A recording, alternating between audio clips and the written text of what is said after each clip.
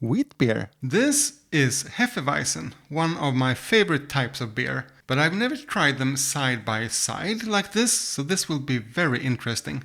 I haven't eaten in a while because I wanted my taste buds to be as fresh as possible, and I'm starting to get pretty hungry, so I might try out a pretzel later. But I also think the beer itself will fill up the belly pretty nicely. So what is Hefeweizen? It's maybe the purest form of wheat beer.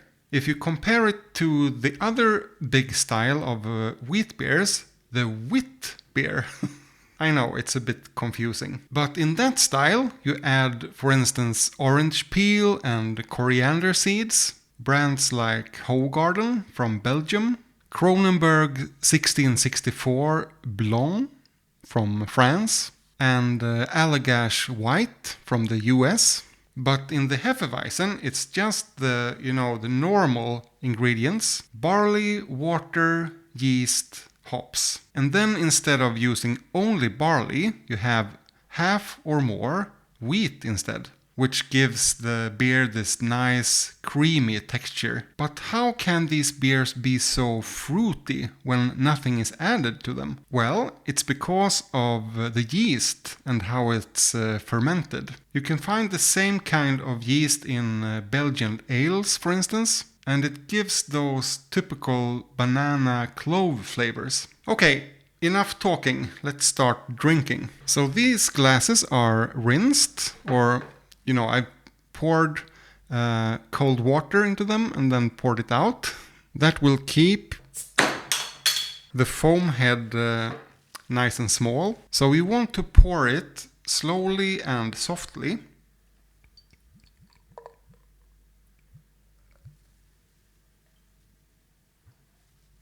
Can you see anything? Oh, let's make some room here so I can pour properly.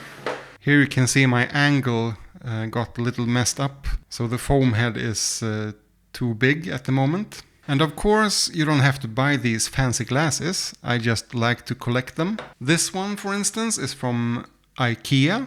Works perfectly. Okay, let's continue. Carefully. Maybe we'll let this rest and take the next one. Ah, I can feel the cloves already. Franziskaner.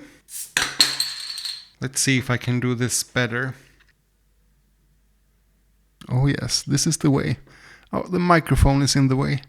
Alright, now the bottle is almost empty, but at the bottom we have sediment from the yeast and the wheat, and we want to have it all. So you can either just swirl it like this a little bit, and then pour the rest in. Oh yes. The second and more elegant way, let's see if we can get to the bottom here, is to put the bottle on the table, only when it's just a tiny bit left, and then roll it like this. And then in with the rest. Let's see if it fits.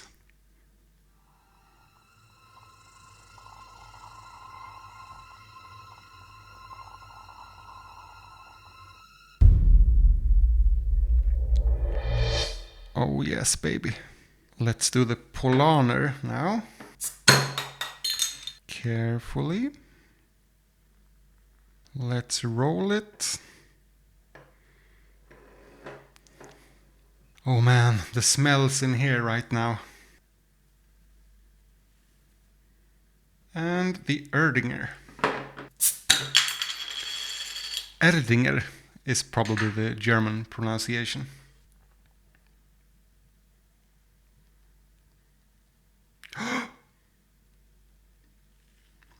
Just for a second I looked at the camera instead of the glass, and we'll have to wait.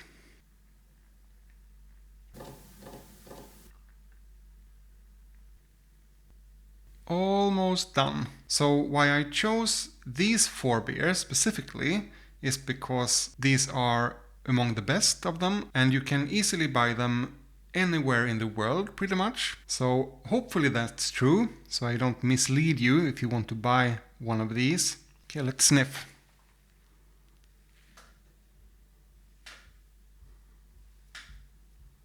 The Erdinger is really different. Not nearly as much cloves as the others, more like a soap-like quality. But let's see what happens when we pour the last. This is the good stuff. No, not really. More soap than cloves. That's interesting. Let's see the Paulaner.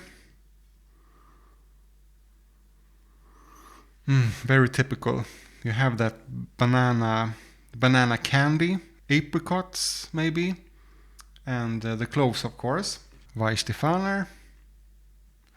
What's the difference? The Weihenstephaner has almost more of a, salami quality to it. It has the banana and the cloves as well, but the cloves is a little bit toned down compared to the Paulaner. Franziskaner.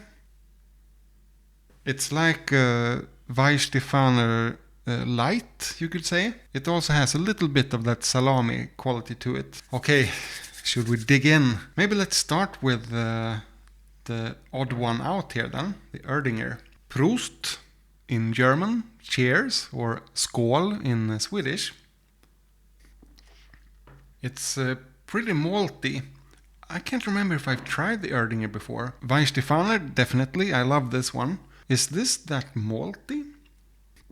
It has a malty quality as well, but the other flavors just dominates. The cloves, the banana foam candy. Is it a little bit of sausage? Maybe that's mostly in the aroma.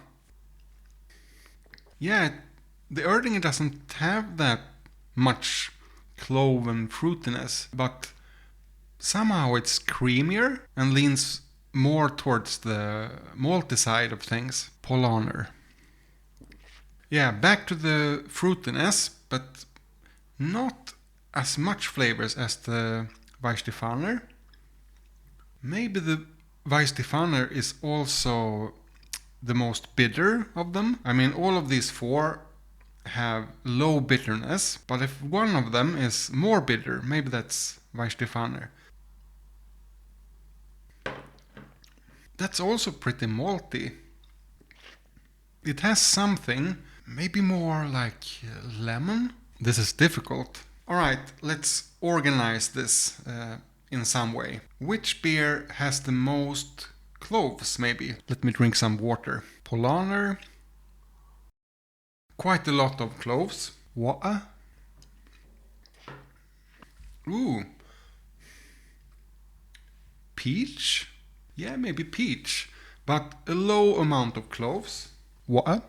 Weihenstephaner.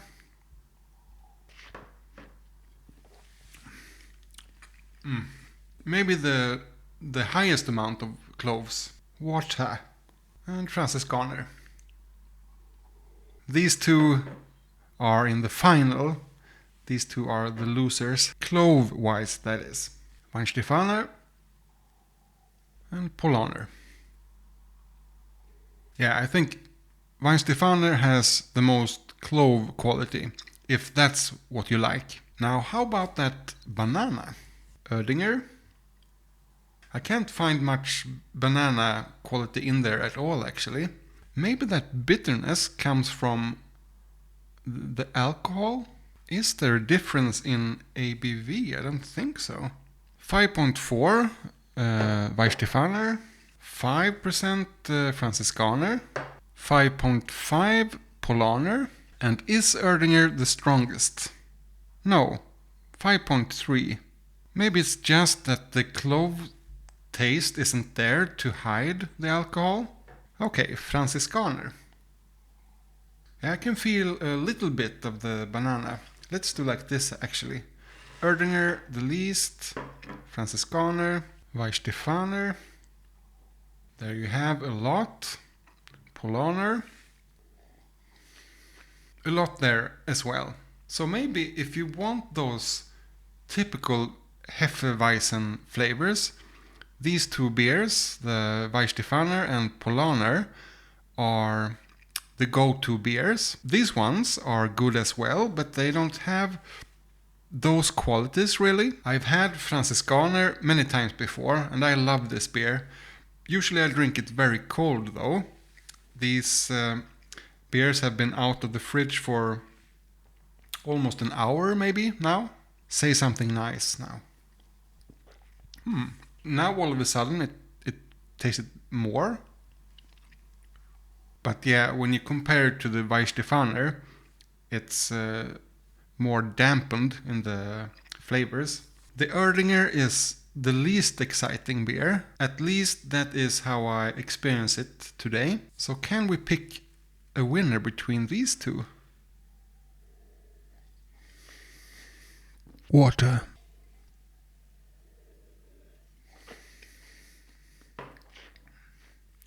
It's hard. I think I prefer the Weihenstephaner. It somehow is a little bit crisper, fresher, but I'm not sure if I could tell these apart in a blind test. Maybe in the aroma. Yeah, it smells so much more and it has that salami quality as well. If I have to pick a winner between these four, it will be the Weihenstephaner. What do you think? Let me know in the comments and check out this video next where I try out Oktoberfest beers. Okay, I think I'll enjoy some pretzel now. And remember, drink responsibly.